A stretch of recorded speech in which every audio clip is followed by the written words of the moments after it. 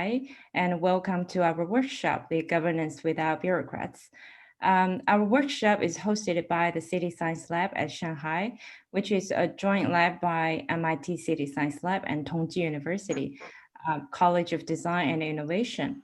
In our workshop, we will discuss the resilient communities in the post-COVID-19 age and how to achieve a better community regeneration, health living, social well-being, and efficient governance with modern information and intelligent technologies.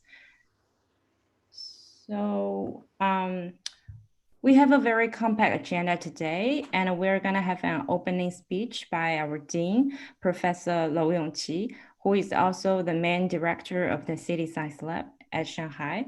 And we are very happy to have our two speakers, Professor Long Ying from Tsinghua University and Mr. Liu Daizong from the World Resources Institute, China. Then we will have our Q&A session. If you have any questions for the speakers or you have anything you want to share with us, you can just type in the chat window during the speech or just raise your hands after the speech. Christina and Danwen will help us to manage our questions. And please remind it that our workshop will be recorded for the whole time. So these are our speakers, and I'd like to invite our first speaker, the Dean of the College of Design and Innovation in Tongji University, the Fellow of Royal Swedish Academy of Engineering Sciences, and the Board Director of World Design Organization, Professor Lou, to give us an opening speech. Okay, I will stop my sharing. Thank you, Chan. So as you can see that I have a flight to catch in 1 hour, so actually I'm in the lounge of Beijing Airport.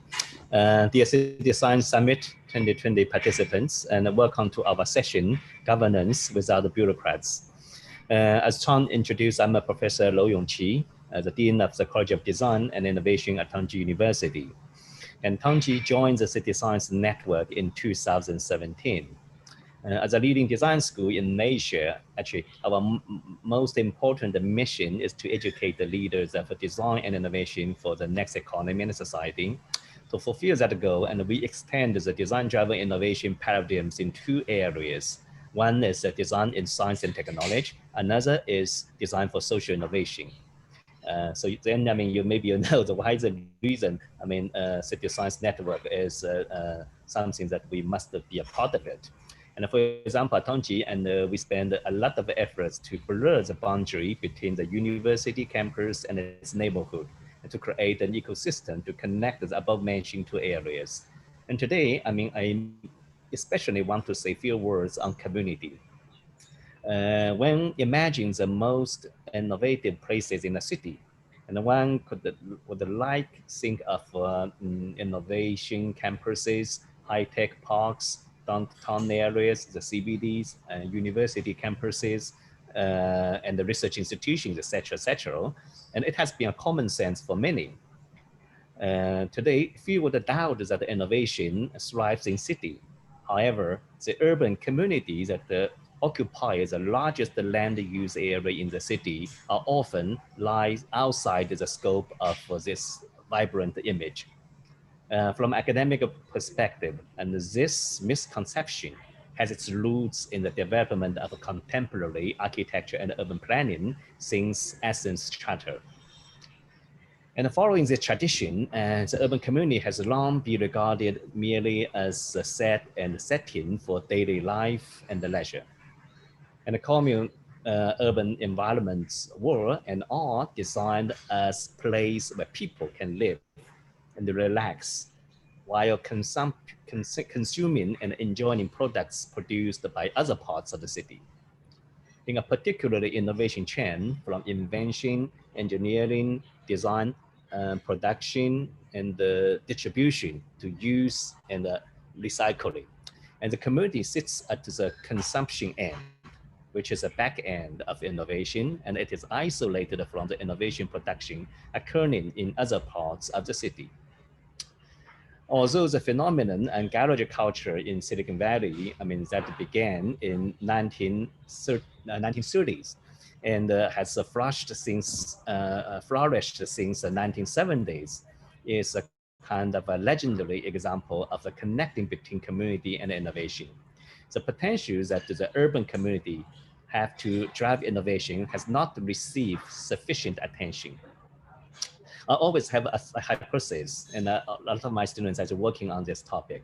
If there are appropriate conditions, an urban community will lead the innovation chain rather than become its tail. And a community member will become creative actors rather than merely consumers. So a new paradigm of innovation will occur through shifting the community from the back end to the front end. So this is something, we have been working on for a couple of years. And nowadays, the COVID-19 pandemic has been a kind of devastating worldwide. China is now in a relatively good situation, but in this process, I see the governance of community actually plays a crucial role. And for instance, the gated, community, which is has been criticized for many years. Actually, it's really, in this COVID-19 crisis in China, actually, really, it's really play a very, very important role to help us to cut the people flow. And so we can all expect many paradigm shifts or new normals in our future life, after COVID-19. Hopefully, of course, wearing masks were not among them. But the changing sometimes, could be a good thing if you cannot force us to shift to something we couldn't do it before. For instance, the collective behavior change towards sustainability. So I hope that we can take the advantage of using the community, both the virtual and the real one, as a kind of incubator for encouraging responsible behaviors and social interactions.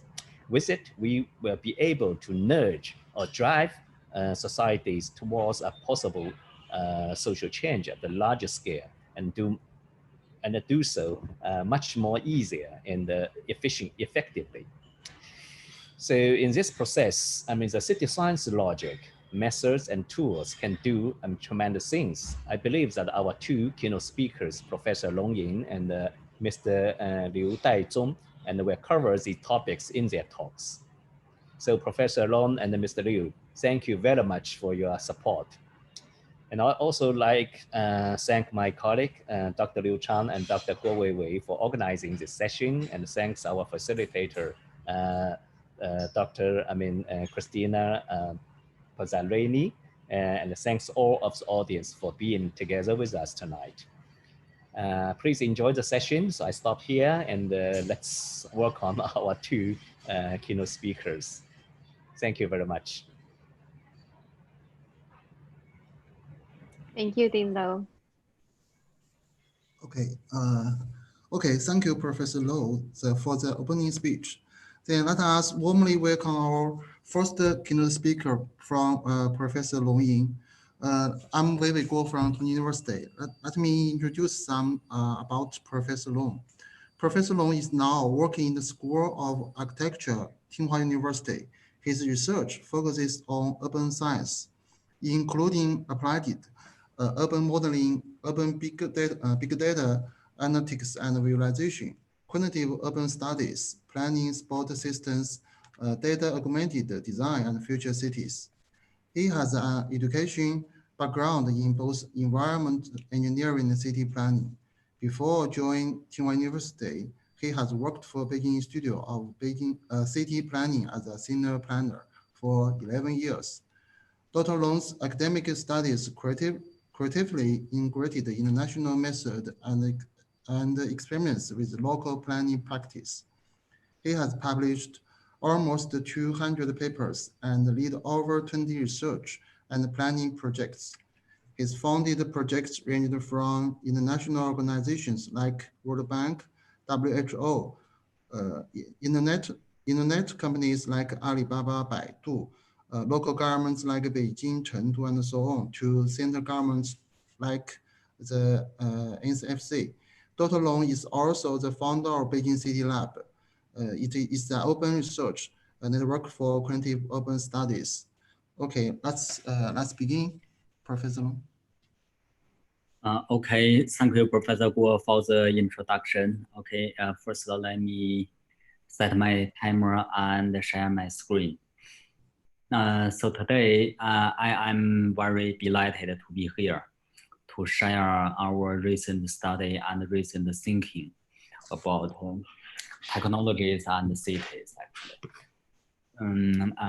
So actually, as revealed by the introduction by Professor Guo, I have extensive collaboration with internet company in China, actually. So we applied big data, artificial intelligence, wearable devices, and like something like Internet of Things, I mean sensors, for understanding our cities, to understand our city space and the daily life. So actually today, in my talk, I like to introduce how to create the future city or the future city space. I think that is a little bit different from our past empirical study using data. However, my philosophy is, in addition to understand our city and more importantly, to create city space is, I think, more important. So my topic is about digital innovation for urban design. So in my vision, in my philosophy, the future urban design may be, I mean, the paradigm for that should be or may be changed in the background of the Industrial Revolution. So let me begin.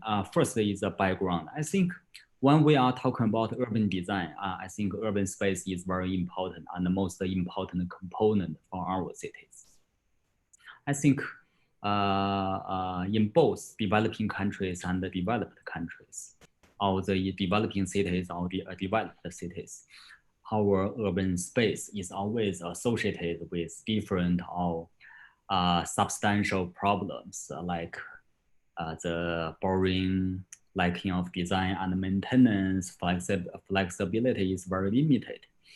And so that is the background. I mean, urban space, when we are talking about cities, urban city space is very important, especially for the public space which our daily life is contained.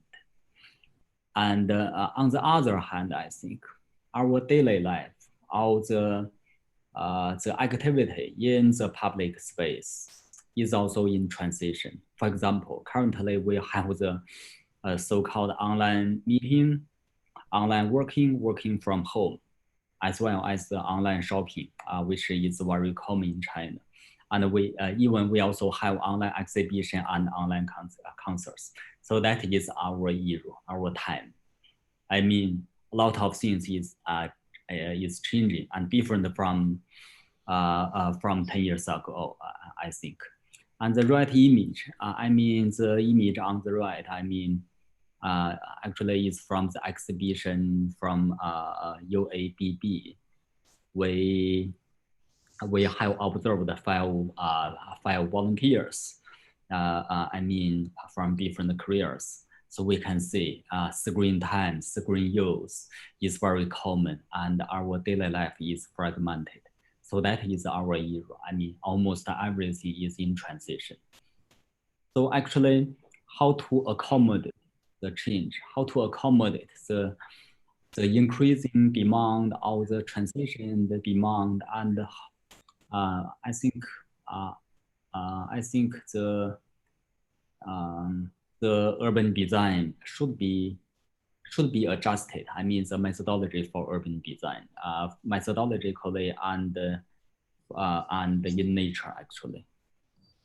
So currently, we also see a lot of opportunities for urban design. I mean, new opportunities for urban design. For example, there are more emerging and disruptive technologies influencing the way we design, influencing the objects we are designing, like ubiquitous sensors, big data, artificial intelligence, even the robots and automation system. So that is the so-called new opportunity. Actually, before, when we are talking about urban technology, I mean, the relationship between technology and the design is support. For example, we have the computer-aided system. We also have the planning support system, applied urban modeling. That is what I like to term as smartly design. And currently, what is the relationship, the new relationship between technologies and the design? I think maybe we can say to design smart space. So that is the so-called digital innovation for urban design. And here I like to propose a definition for introducing digital innovation into design. So actually before we have the spatial intervention for physical layer, and we also have the place making for the so-called social layer. And here I like to newly propose the digital innovation supported by the emerging of disruptive technologies I have mentioned. I think the three components will work together for in urban design. So that is my philosophy.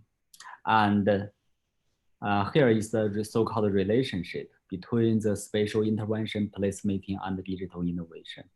So actually, I think there are three paths for inserting digital innovation into urban design or into future urban design. First, for example, digital innovation can be in the form of the sensors, wearable devices. I think we can implant so-called digital innovation technologies into physical space. So that is the part one. Part two is to realize the placemaking with working method, like the apps, information system. So in this way, digital innovation can be working together with placemaking. And there is also part three. I mean, actually, when we are talking about daily life, there are, by default, it is the physical daily life. I mean, daily life, yeah, our daily activity in physical space. Actually, here, we can see we have more and more digital activity or online activity. I think part three is we can try to consider something like digital twins. So that is the three paths for digital innovation in urban design. I think it will be playing more and more important roles in urban design together with the conventional spatial intervention and placemaking. So here we have a more detailed mechanism and process for digital innovation in urban design system. So I think that is a paradigm shift. Actually, we also have talked with some designers like architects and urban planners, even computer game developers. Yeah, we have, I think it is the, we share the same philosophy for the future urban design. Thirdly, I like to introduce the potential scenarios for the digital innovation in urban design. For example, maybe or should be in the future, our outdoor public space. I mean, the public space in the future may be different. So actually here, we also have investigated the top 100 architects in the world, I mean, internationally. And we for the aspect of digital innovation, we have already observed a lot of evidences. Actually, we are in transition. We can observe a shift for the urban design. For example, in Sidewalk Toronto, although it is a failure currently, not developed yet. Actually, however, in the design, we can see the form of digital innovation in the design, and SWACO as well. For example, the boundary between the vehicle lanes and the pedestrian paths. Actually, before we should have the physical physical boundary, and here we can use the digital innovation to replace the physical boundary and umbrella as well.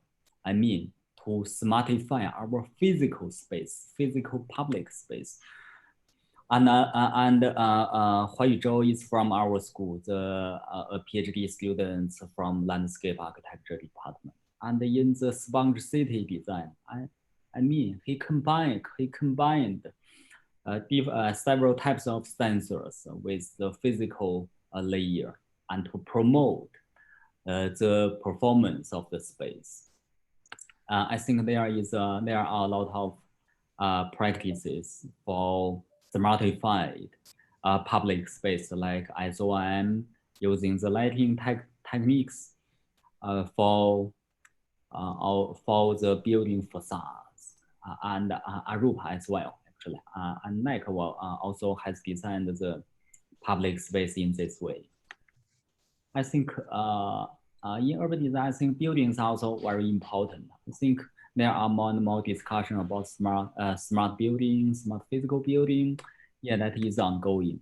And also the smartified street furniture. I think there are more and more industries are working on smart street furniture. I think in the future, there will be more and more interesting smart street furniture in our public space, like streets and square and green spaces.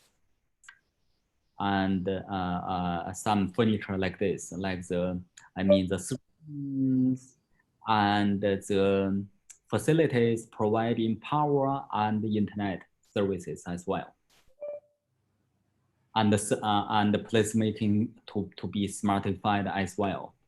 So actually, I was also thinking maybe in the future, the computer game developers will be able to collaborate with urban designers or planners, since the former ones are working for the online space and the latter one are working for the conventional, for the offline space. I think maybe in the future, the both aspects will be working together to provide better so-called built environment or the digital environment. Maybe that is one plausible direction. And also the work you're saying as well. Maybe urban designers in the future will be working directly for the digital layer or for the online world. So actually, we also, since I have mentioned, we have extensive collaboration with internet companies. For example, TikTok. So you can imagine one TikTok posting averagely receives around 10,000 attentions online. So that is our era. Offline, online, you can see the proportion is so large. So I also like to introduce briefly for the features and benefits for introducing digital innovation into urban design. So first, I think digital innovation can enhance the interaction between human and space and among humans, and to promote the interaction between online and offline, digitally and physically, I think. Second, I think the introduction of digital innovation can augment safety, comfort, perception, and well-being for urban space, I think, or public space. I think digital innovation is also able to replace some physical elements in our space, like boundary, like signal lines, for example, and can also supply internet, supply charging power, supply information, AD, and guidance as well. I think digital innovation is also also has the potential to active the public participation. Maybe in the future, public participation will be by default. So that is my thought. And the digital innovation is also able to diversify the function of a space or the activity of a space. And here is the benefits for the introduction of digital innovation into urban design. So maybe, greener, more environment friendly and flexible in terms of space, time, and people, and providing entertaining function, and make a space more equal and accessible.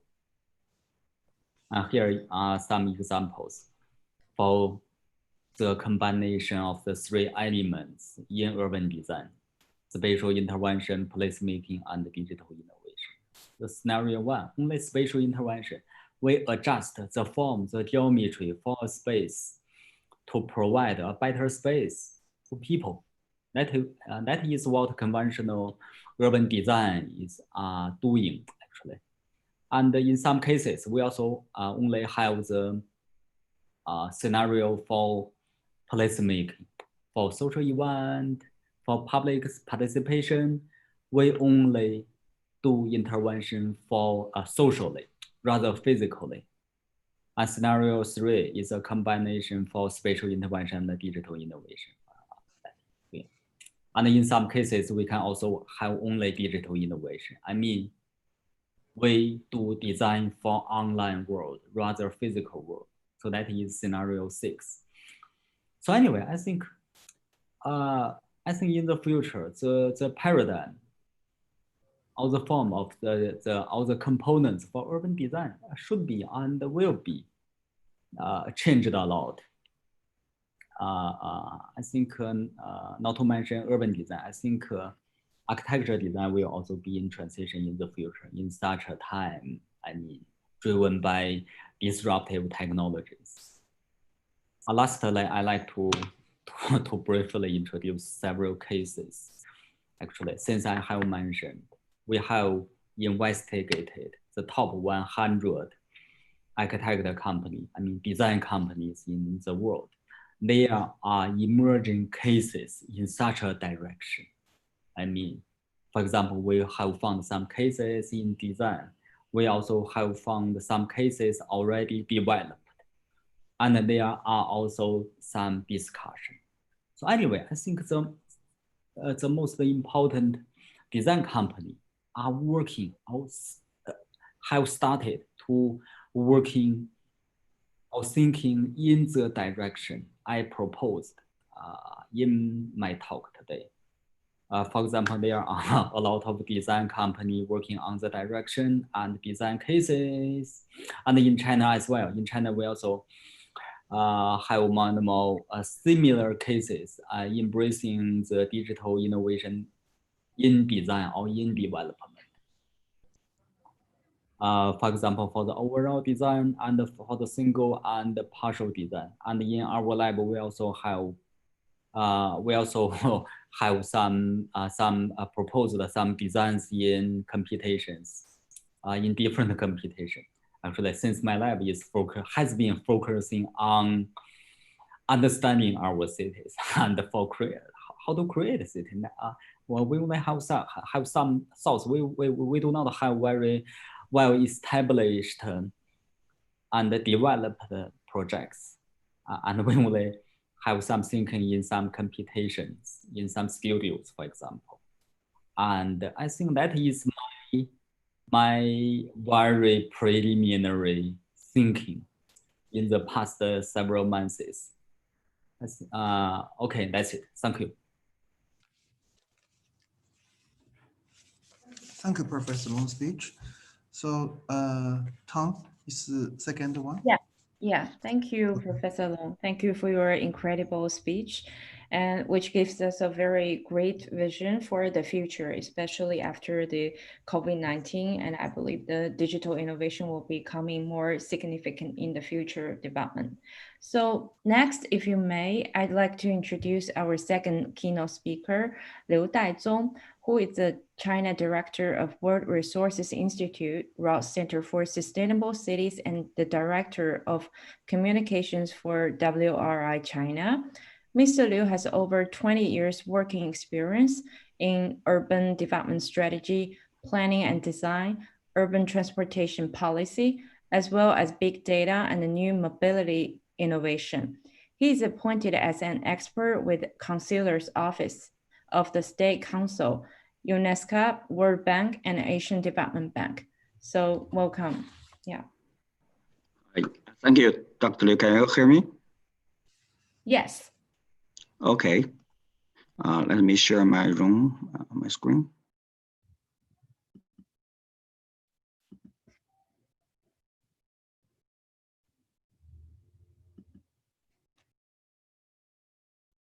Okay. Can you see my screen? Yes. Okay. Hi, everyone. Thank you for invitation. I'm very glad to exchange our mind about climate smart cities comprehensive strategy today. I'm from the World Resource Institute. We are kind of NGO, and our headquarters is based in Washington, D.C. And I come from the China office. We have globally, we have 1,000 staff and rank #1 in the environment policy area as a think tank. So today, we just launched a new program called the Climate Smart Cities, which is a kind of a response action for the COVID-19. So let me introduce this new launched program to you. If you have more questions, maybe I can introduce my teams with you. They are prepared this presentation material for me.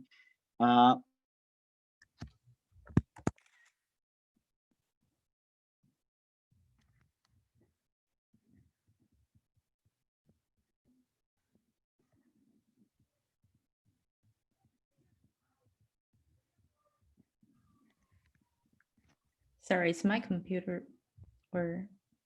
No, I think that Professor Liu froze. Maybe let's give him a second and see if he's able to bring it back. Yeah, I think I would text him.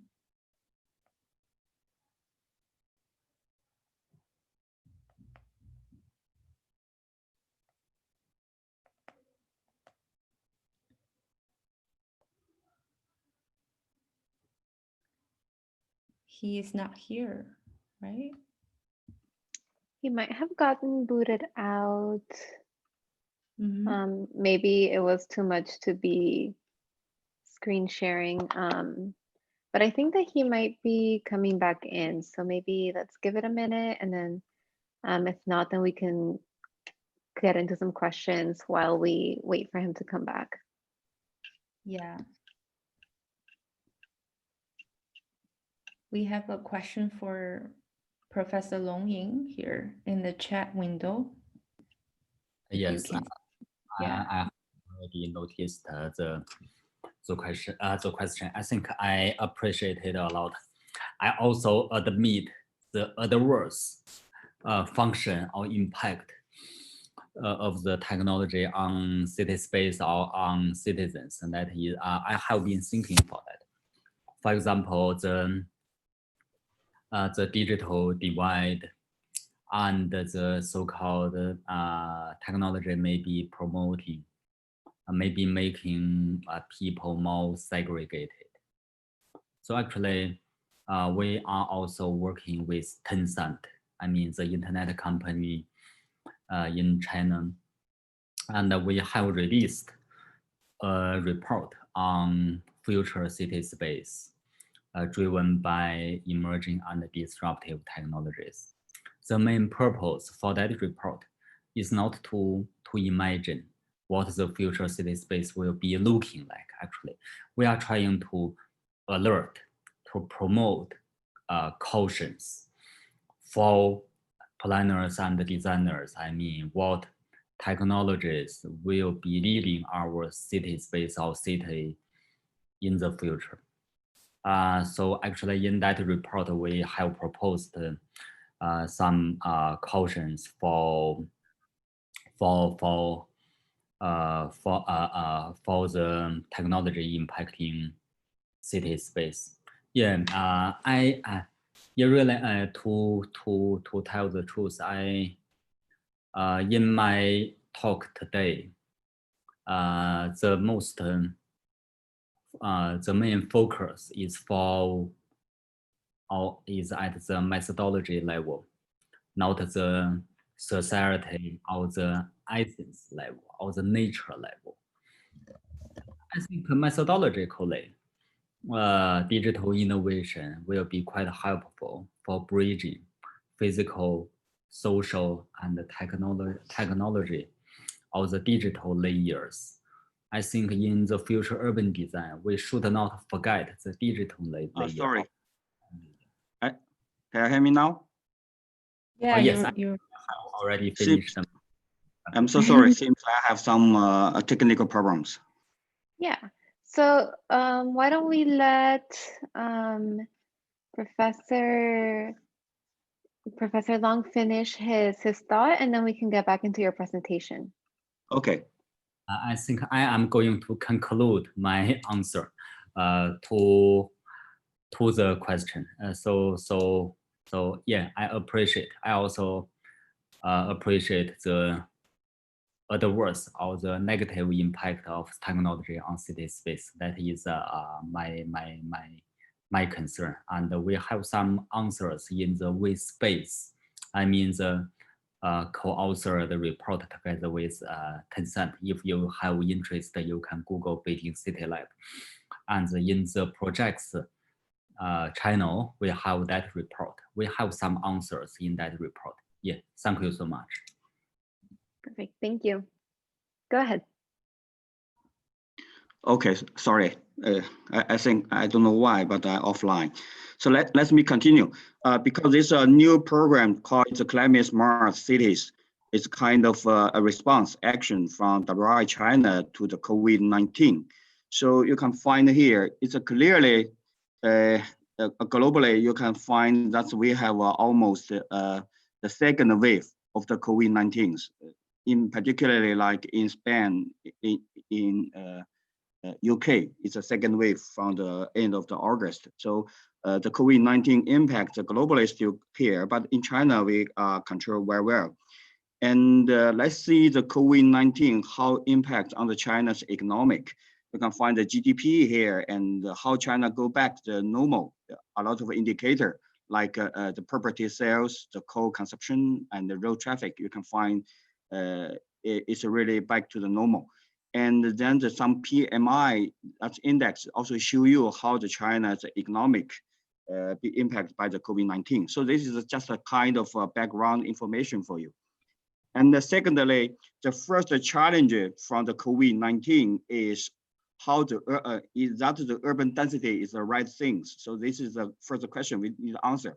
A lot of people want to link the COVID-19 with the number of the confirmed cases with urban densities. But a lot of research showed us that urban density is not directly linked with the confirmed cases. The left side is the number of cases of the China cities and the response with urban density, the population density, and also from the New York City, based on the different zip code, you can find it's really not relevant with the population densities of the COVID. So that means we need to still go to the urbanization process for the future. And yes, this also have some kind of research from the New York cities. The right side is a population density, and the left side is a population density, and the right side is confirmed cases, the density. So you can find it's really not directly connected.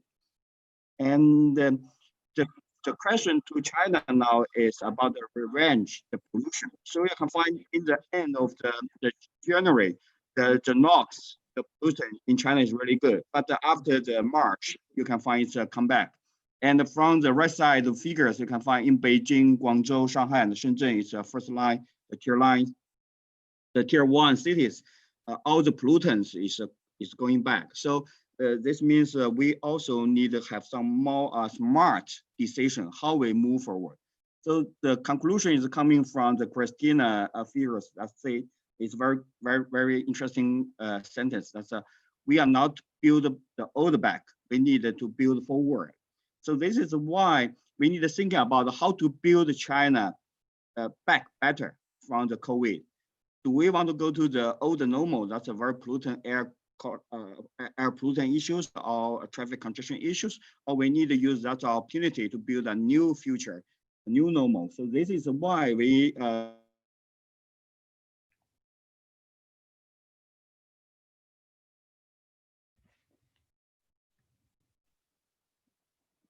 Professor Liu, I think we might have lost you again. He's offline again. I don't think he's offline, but he might have frozen. Can you hear us, Professor Liu?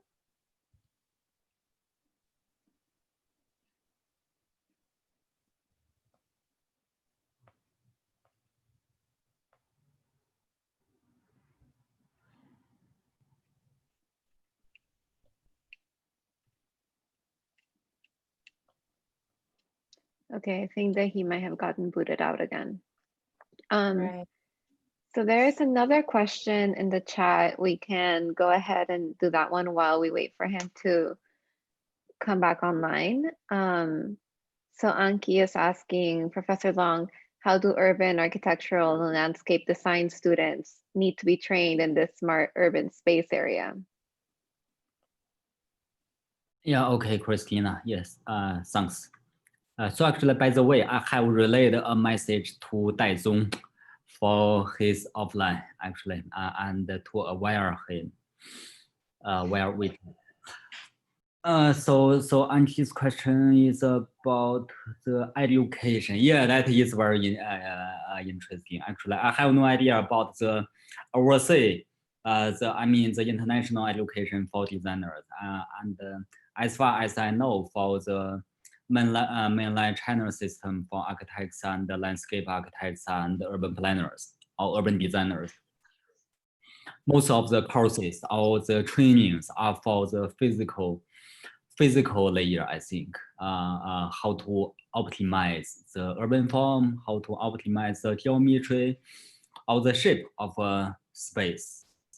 I think we also need some training or education supporting for social layer and the digital layer, since in such an era, we cannot forget the digital layer, since we have an investigation for Tsinghua University students. In average, averagely, every student is paying around 7 hours on mobile phone screens. So you can imagine how much time students are paying attention for the digital. 我插耳机，它居然没有声音。Yeah, 专业 maybe 有时候 mute yourself. So I think digital digital layer is also important. So we should do something for digital layer, I think. So for education, I think, for example, here I have a bottle. Maybe in the future, or should be, in the future, the bottle is already smartified. Maybe already smartified by Xiaomi. Actually, we can put a sensor in the bottle. So we should have the training or courses associating the digital layers, I think, like the data analysis, robots, automation system. I think one way is to future designers be equipped with the digital innovation related knowledge. The other way is to collaborate. So I do not have the answer. I think maybe the first alternative is a better solution. I mean, urban designers should be equipped with the digital related knowledge by default in the future. Yeah, that's it. I think Thank you. Maybe his mic. Can you hear me? Yes, maybe we can continue. Okay, sorry again. Maybe my VPN had some problems, so I changed another one. Because Zoom is not standable recently in China, so we have to use a VPN to link. But anyway, let's move forward. So this is why China, the President Xi Jinping just announced that we want to achieving carbon neutrality before 2060. This is a very strong signal after the post the pandemic era. China want to do more climate smart issues.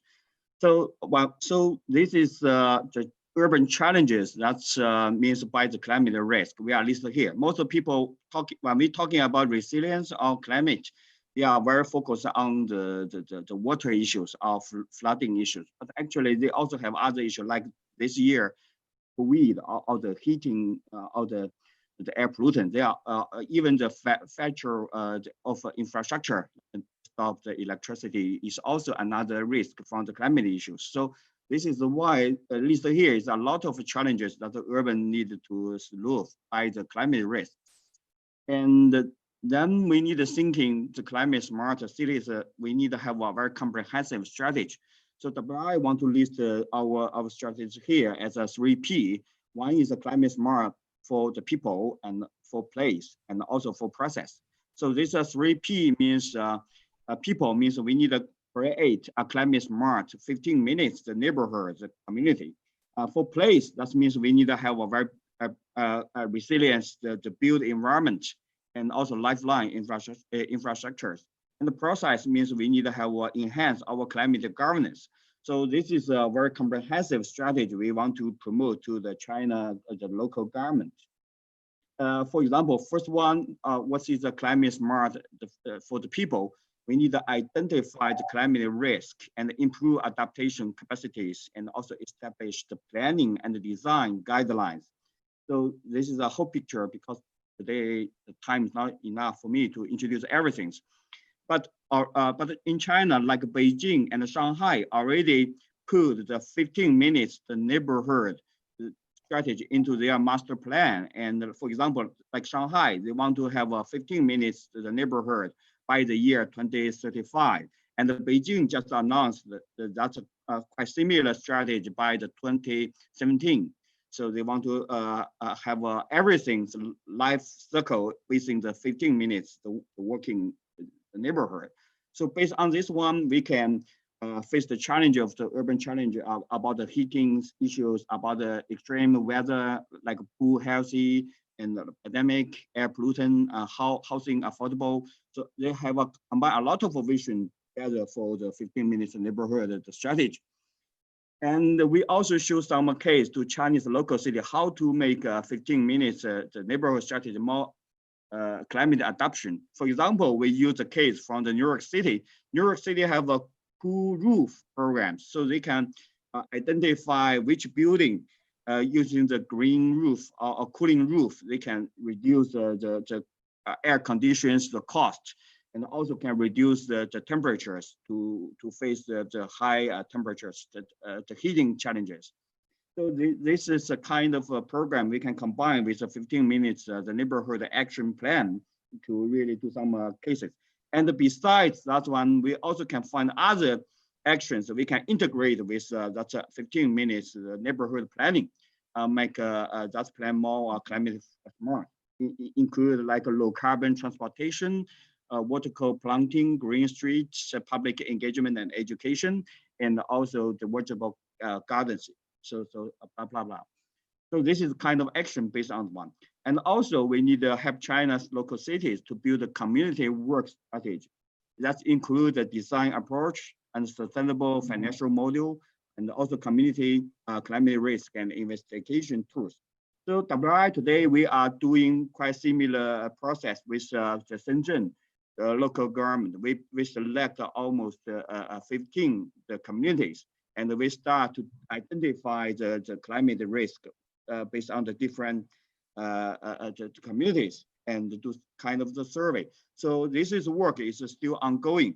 But we already collect a lot of information from the local community based on how they are thinking about climate risk for the local community and the neighborhood, and what kind of interventions they face, and also how to willingness to pay for solve that kind of climate issues. So we are start doing that one. And if you have interest to know some result, you can follow our website. We will publish the result of this survey very soon. And the second one is for place. Just climate smart city strategy for place is mainly focused on the infrastructure and the building environment. So we need analysis and summary the international cases and establish the climate risk screening tools and the methods to implementation as addressed. First of all, you can find in the urban area, China is on the top of all the countries. That's we will have a damage loss from the infrastructure because of the climate issue. So, for example, the flooding, the typhoon. So China's infrastructure, we investment a lot of money for the infrastructure. So that means we are very sensitive for that climate risk. And today, if we want to, this is from the WI research. If you want to investment the money on the climate adaptation, which areas your money is more efficient? You can find when you invest in making the new infrastructure resilience, you can achieve the net benefit almost 4 trillion. So it's quite benefit. It's quite profitable for the local government, because the infrastructure is a big investment for the local. So that's why if we make the infrastructure resilience, that means we can keep the city's assets more efficient. So we are learning some case study from the London's the strategy for the resilience space. Like they want to make a zero carbon infrastructure and resilient infrastructure, not only for the water, but also for energy, transportation, electricity issues, like promote the public transportation. And also they want to collect the data, business resilience. So they have a lot of action we can learn from the London how to improve. And another case also show from the New York City by the One New York City 2050s, the master plan. You can find they want to improve the infrastructure by the digital methodologies. It's quite similar as China's new infrastructure scheme, as we want to put the 5G, the AI, the big data combined with the trade, like infrastructure, to improve the resilience level for the local infrastructure. And so you can find China, the first resilience program of China is a Sponge Cities program. It's a really powerful strategy. And you can, but you can find here, when we're talking about for a coastal city like Shenzhen, talking about sponge cities, the first one they are thinking about the water facilities. But when we're talking about resilience for the lifeline infrastructure, it not only means for the water facilities, but also include the electricity, transportation, communication infrastructure. So this is why we propose to scale up the Sponge Cities program to other areas. For example, like in Beijing, Daxing, they combine Sponge City with the airport, like the Daxing International Airport. So they are a fully treatment of the sewage and achieving almost zero discharge of all the rainwater, and also the natural storage of the water on the site is have reached 700 cubic meters. And also we can learn from the Japan. They have flood control measures installed into the subway in Japan. So that they can keep the subway system operating even during the typhoon or the storm water days. And also in UK for the utility like electricity sites, they also installed a concrete wall on the flood gate. So this is a lot of application for water, but in other lifeline infrastructure. So, and today we need to think about this. And the last part is we need to make our government more smart to management the city. So this is called the climate smart strategy for the process, for the governance. So this is another cases from London, like they are integrated all the cross department to adopt the Greater London's authority to promote one policy for the urban resilience. And also they collect the data across the departure and also quantify the cost of the distribution. And this have a lot of the tools we can use to collect data and do the analysis to make our government have a better decision. For example, this urban footprint. They can simulate the sea level with the urban densities, urban areas.